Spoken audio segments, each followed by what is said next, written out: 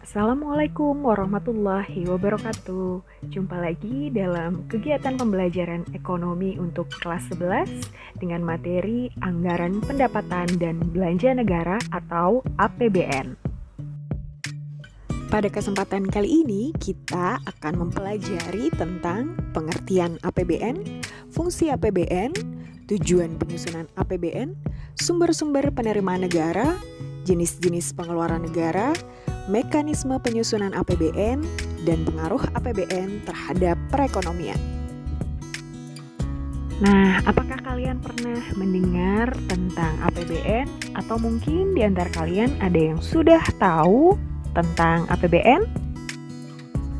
Berdasarkan Undang-Undang Republik Indonesia Nomor 23 Tahun 2013 tentang APBN tahun anggaran 2014, APBN adalah rencana keuangan tahunan pemerintahan negara yang disetujui oleh Dewan Perwakilan Rakyat atau DPR. APBN adalah suatu daftar yang memuat rincian pendapatan dan pengeluaran negara untuk waktu tertentu, biasanya 1 tahun. Selanjutnya adalah fungsi dari APBN. Yang pertama adalah fungsi alokasi. APBN dapat digunakan untuk mengatur alokasi dana dari seluruh pendapatan negara untuk pos-pos belanja dan pengadaan barang atau jasa publik, juga sebagai pembiayaan pembangunan lainnya. Dengan kata lain, APBN ini dapat dialokasikan untuk membangun sarana umum yang nantinya bisa memacu pertumbuhan ekonomi, misalnya infrastruktur seperti jalan tol dan juga sarana transportasi.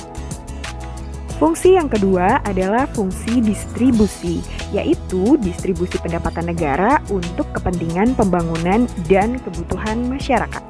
Artinya, APBN harus digunakan secara merata untuk kepentingan seluruh masyarakat di seluruh wilayah Indonesia, tidak boleh terpusat di satu daerah tertentu saja. Yang ketiga adalah fungsi stabilisasi. Fungsi stabilisasi ini merupakan pedoman agar pendapatan dan pengeluaran negara dapat dikontrol secara teratur. Jadi, APBN berfungsi sebagai penstabil keadaan ekonomi. Misalnya, ketika harga barang dan jasa naik, maka pemerintah harus mengambil langkah-langkah tertentu.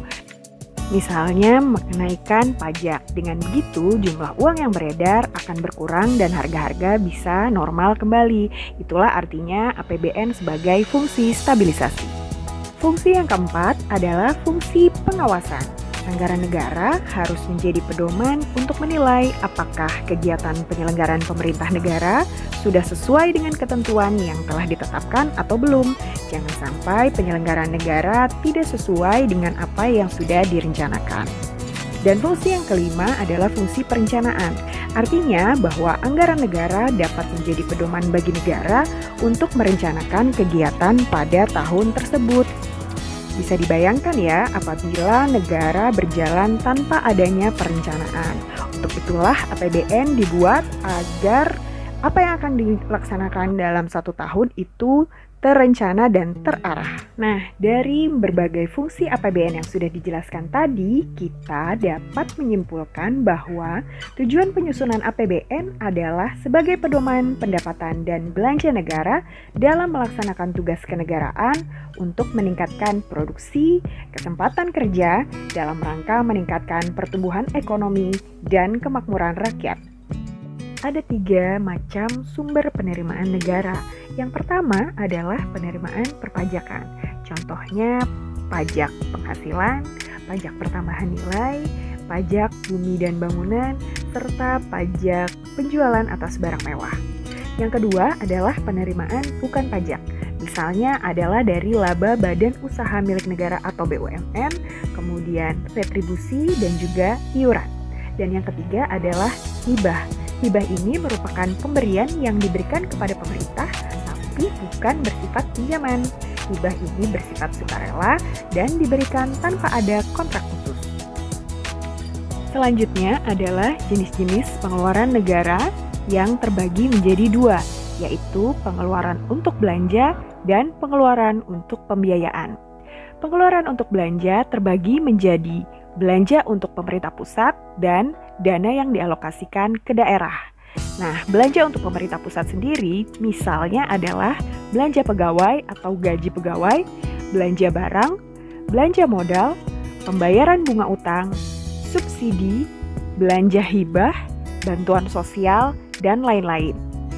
Sementara dana yang dialokasikan ke daerah antara lain adalah dana perimbangan dan dana otonomi khusus serta penyesuaian. Adapun pengeluaran untuk pembiayaan antara lain adalah pengeluaran untuk obligasi pemerintah dan juga pembayaran pokok pinjaman luar negeri serta pembiayaan lainnya. Berikut ini adalah bagan mekanisme penyusunan APBN. Pemerintah dalam hal ini adalah Kementerian Keuangan bersama Presiden menyusun rancangan anggaran pendapatan dan belanja negara atau RAPBN dalam bentuk nota keuangan yang selanjutnya akan diajukan kepada DPR. Kemudian DPR akan mensidangkan RAPBN tersebut. Jika pada akhirnya diterima, maka RAPBN akan disahkan menjadi APBN dalam bentuk undang-undang dan dikembalikan kepada pemerintah untuk dilaksanakan di tahun berikutnya. Yang terakhir adalah pengaruh APBN terhadap perekonomian. APBN diharapkan dapat meningkatkan pertumbuhan ekonomi masyarakat.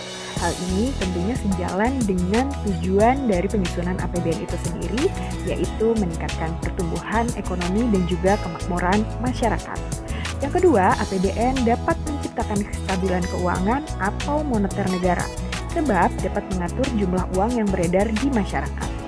APBN juga dapat meningkatkan pembangunan sarana dan prasarana ekonomi dan menentukan kebijakan anggaran atau fiskal yang disesuaikan dengan kondisi perekonomian suatu negara. Demikian materi tentang APBN pada kesempatan kali ini. Semoga bermanfaat. Sampai jumpa di materi-materi selanjutnya ya. Assalamualaikum warahmatullahi wabarakatuh.